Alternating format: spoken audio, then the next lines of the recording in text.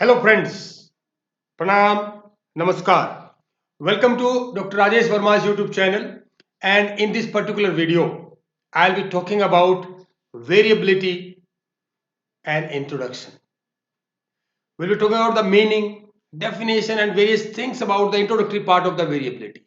It's an important characteristics, important concept of statistics, and social sciences adopt this concept to study, to research, and to find out the new phenomena, to understand the relationship between the various variables and how cause effect relationship, everything, most of the things that are studied in the social sciences are based on the variability. Though there are correlation studies also, there are exploratory studies also, the main point that explains the cause effect relationships, why the variation occurs, and the significance of variance, everything that we study in the inferential statistics, that's based on the variability. Now what is it? What's that variability? It helps in solving our day-to-day problems. Now let us start with a case. Let us start with a small situation. Now see, there are two psychology professors who assesses the student's assignment with average 38 marks out of 50. Does this indicate that both teachers have same evaluation temperament? That means both the teachers, while evaluating the assignment, they give marks to students. When we calculate their average, the average of the both the teachers is 38 marks out of 50. Now, does that average or the mean indicate or is a reliable indicator that the evaluation temperament or evaluation procedure or evaluation technique of both the professors is similar and the same? Remember, if you assume such a way, it may be disastrous for you.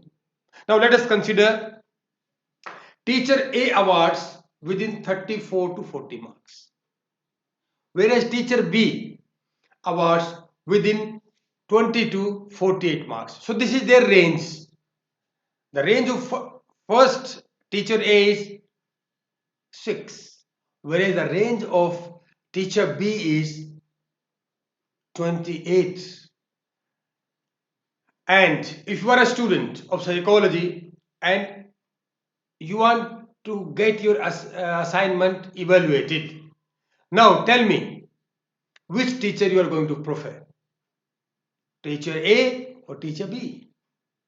Because if you prefer teacher A, you can, the maximum marks you can score is 40, whereas minimum is 34. Whereas if you prefer teacher B, maximum you can go up to 48, but similarly the minimum also 20. So which you are going to prefer?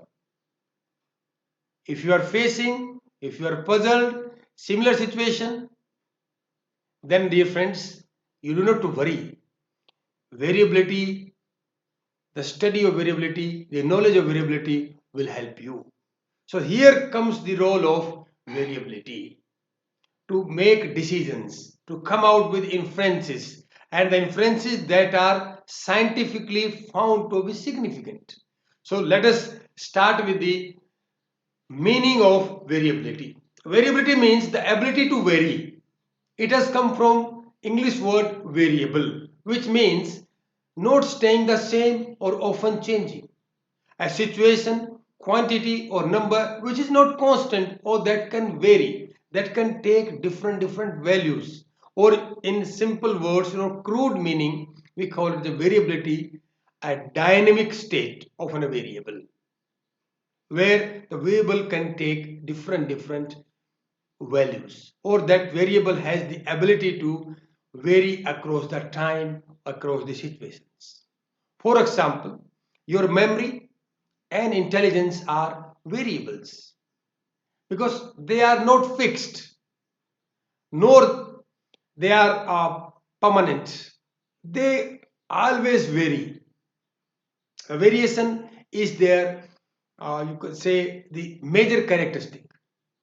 So you could, I suppose that you could get the meaning of the variability. Now let us define it. Variability is an index. of scattering of score around the mean or center of distribution. Now see, this is your mean, and the scattering of the score around this mean is called the variability. So this mean or this finger, you can suppose it is a center of distribution. Variability measures how much the scores vary from each other, not from the mean. But see, this is an important point here. The role of variability is to assess, to measure the variation among the scores, not from the mean. See, it is also known as the spread, dispersion, or width. So, dear friend, this is the definition of the variability. Now, we'll be going to the introductory part of the variability. You know, nature has complexity as well as simplicity in its creations and follows a pattern. If you could get my point, that nature is a very complex phenomena. Similarly, it is the simplest phenomena. The complexity in the nature inherently occurs due to inter and intra creations variability. Intra creations. For example, within a species, within a particular specific species, you'll find a large variation. And among these species, you'll see the variation has, and the creation has made that variation so large. So that is the reason we have that variability has come from. For example, two rose flowers that grown on the same plant are similar yet different. They are similar for the color, but they are different in various aspects. Their size, their style, and their ability to give the smell, or that is the odor of that flower. Similarly, two chapatis or rotis prepared by the same cook under the similar conditions are similar yet different. So this is the variation. And I let you know, this is the one picture I pasted you here, shown you here. This is a flower. This is a plant. This plant has different flowers of the different colors. So very interesting. Nature has given one flower to various one plant, but in this case particularly, that one plant gives out different types of different colors of flowers. So very important. So this is known as the variability or the variation. Now let us understand this variability with the help of a figure. Now it's time for you. I discussed you with your meaning, definition, and some introductory part and given you various examples.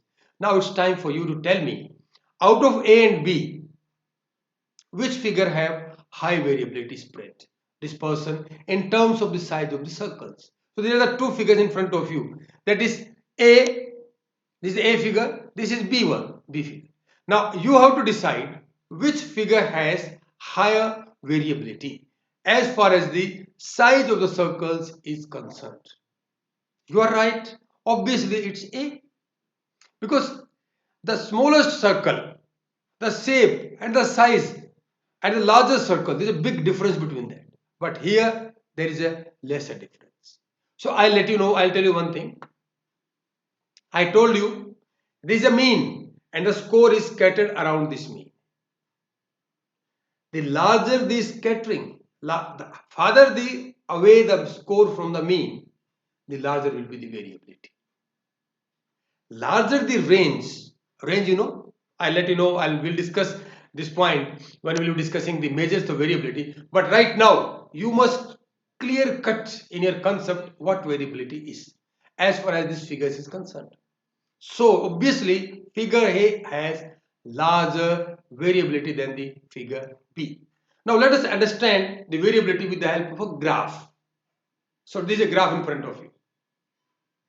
In this figure, the data is represented by B and one data is represented by that is one curvilinear figure, that line by A. So there are two set of data represented by B and A, two graphs. Now, as per according to or by seeing this graph, can you tell me which data seems to be have high variability? Data represented by A or B? You are right, obviously it's B. Why? Because B is covering more space, see, from here to here. That's why the data represented by B is likely to have more variability than the data represented by the graph or the line A.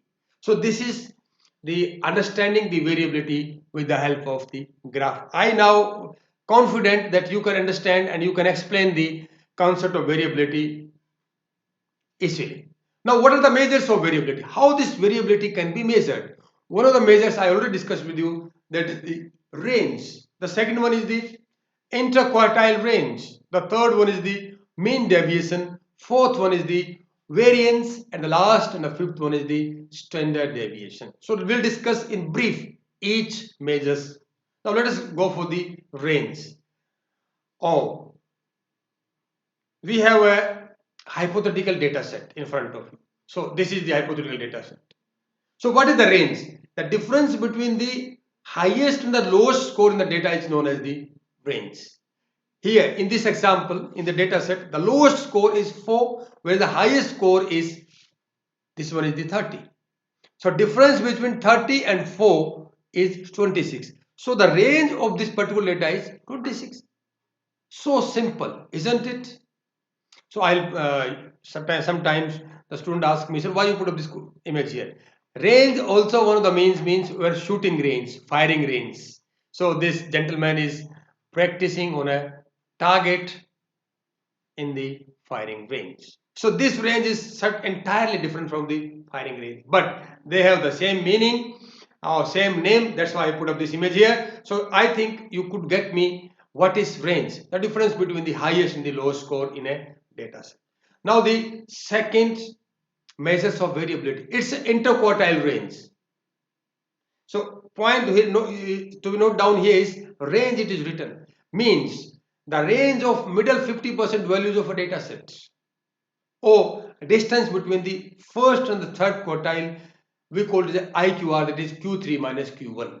What is Q? Quartile, or Q1 means the first quartile, Q2 the second quartile, and Q3 the third quartile. Now what is the quartiles? I'll let you know. These quartiles are the points on a data set that divides the data set into 4 parts. How it's possible? Now I'll ask a question here. Suppose I'll give a stick and I ask you to make the 4 equal parts of the stick. At how many points you'll break that stick? I'll give option 1, 2, 3, 4. Right, you are right, dear friends. At the 3 points you'll cut that stick, and the cutting that sticks at the 3 points will make it into 4 parts. Similar the case with the quartiles. Quartiles are the points that divides the data into 4 equal quarters. So getting my point? So describing, or that is difference between the third quartile point and the first quartile point will give you the interquartile range, and certainly that is one of the measures of the variability. Do not worry about that. I'll explain this quartile range or interquartile range or quartile deviation in the next video, which has a separate topic given in your syllabus. The third measure of variability is the mean deviation, average of absolute differences of row score from their mean. So this is the simple formula here. MD is the mean deviation. That sign, that is one summation sign. X is the score, X bar is the mean, N is the number of total number of score, and there are 2 vertical bars placed here. These vertical bars represent the absoluteness. So what does absoluteness means? Only one thing. Summation means, I'll explain each component here.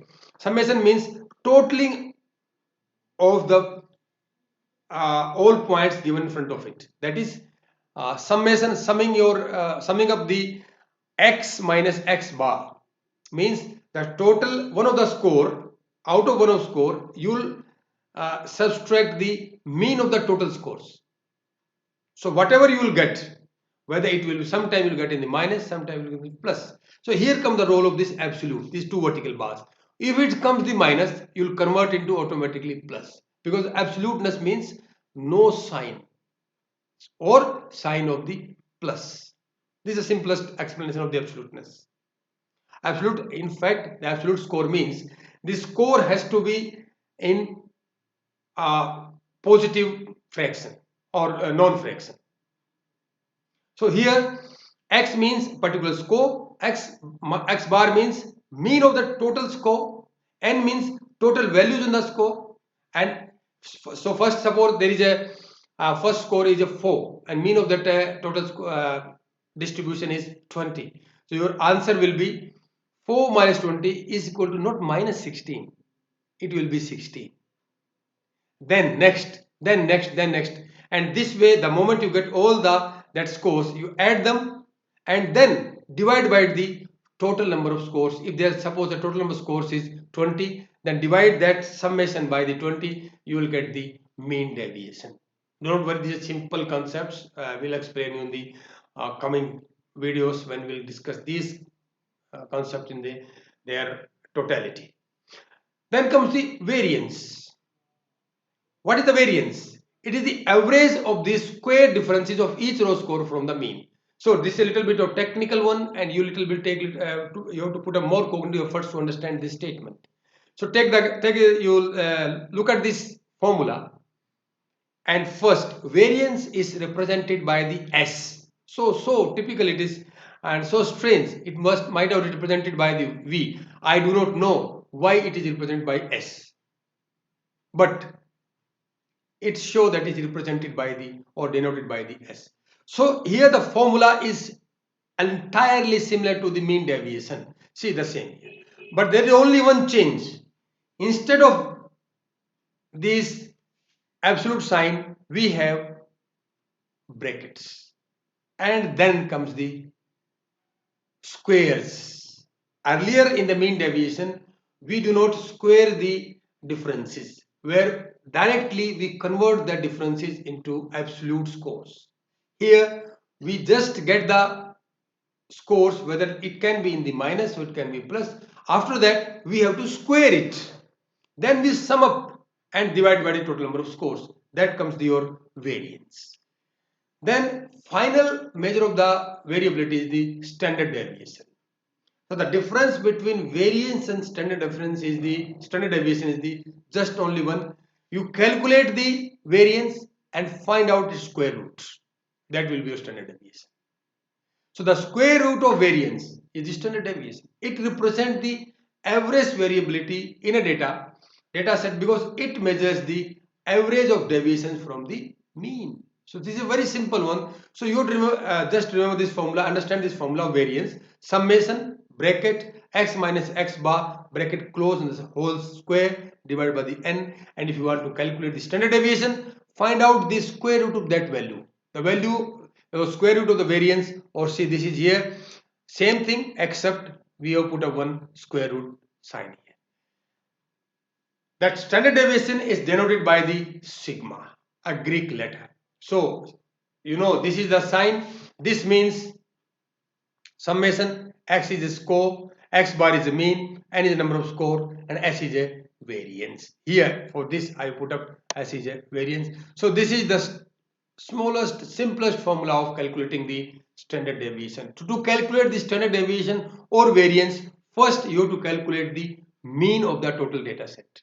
After that, subtract that mean from each score. Add that values and square that values.